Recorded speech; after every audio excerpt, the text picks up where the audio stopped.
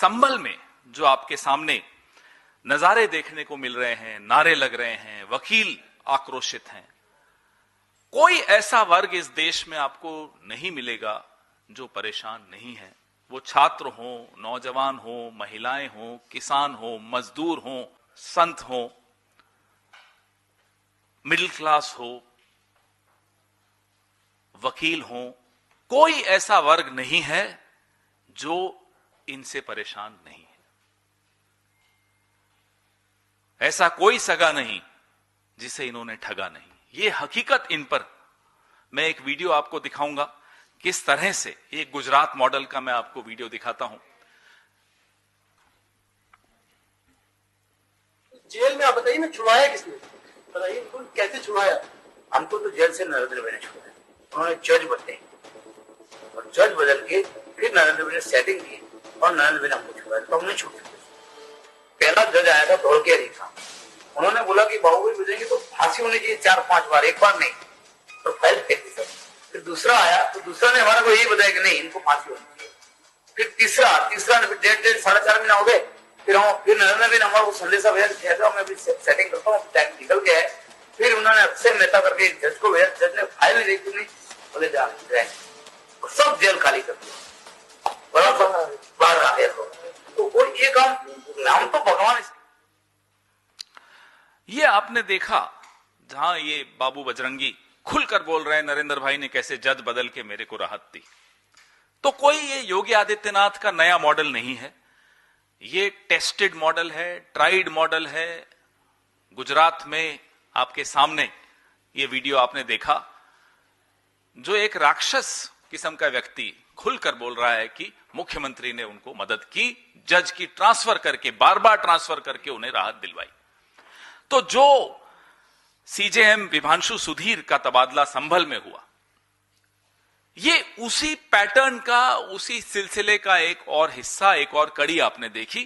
कैसे भारतीय जनता पार्टी न्यायपालिका को अपने काबू में रखना चाहती है, अपने कब्जे में रखना चाहती है, और कैसे ट्रांसफर, मैं आगे और बताऊंगा कि भारतीय जनता पार्टी में भी अलग अलग मॉडल हैं, उस पर भी आऊंगा। तो जो चंदौसी कोर्ट में वकील नारे लगा रहे हैं, विरोध कर रहे हैं, हम उन वकीलों के साथ हैं। ये वो विभांशु सुधीर हैं जिन्होंने संभल हिंसा के मामले में उस वक्त के जो सीईओ थे अनुज चौधरी और अन्य और पुलिसकर्मी थे, उन पर एफआईआर का आदेश दिया था। यह एफआईआर का आदेश इसलिए दिया गया क्योंकि उन्होंने उस वक्त गोलियां चलाई, 3 मुसलमानों को गोली से मार दिया गया, एफआईआर नहीं हो रही थी, कोर्ट के माध्यम से यह एफआईआर हुई। अब यह कोई पहली बार नहीं हो रहा, आगे उससे पहले दिल्ली के दंगों में क्या हुआ वो आपने देखा। अलग अलग जगह पे किस तरह से इन्होंने न्यायपालिका को अपने काबू में करके ट्रांसफर कर दिया, धमका दिया, ट्रोल कर दिया सोशल मीडिया पे। ऐसे कई बार ये लोग करते रहते हैं ताकि इनका एजेंडा चलता रहे। जिस व्यक्ति को वहां लगाने की कोशिश की गई वो भी वह व्यक्ति था सुल्तानपुर। इनको तो हटा दिया खैर विभांशु जी को, और डिमोट भी कर दिया विभांशु सुधीर को। ना केवल हटाया, ना केवल ट्रांसफर की, इनको अपने पद से नीचे वाला पद डिमोट करके वहां भेजा सुल्तानपुर। जिस व्यक्ति को वहां लगाने की कोशिश की वो है जिसने संभल मस्जिद में सर्वे का आदेश पारित करके इसको मुद्दा बनाया था, विवाद बनाया था। खैर आप लोगों का दबाव था, वकीलों का दबाव था, चुपचाप से ये ट्रांसफर कैंसिल कर दी जिस नए व्यक्ति को लाने की कोशिश की गई।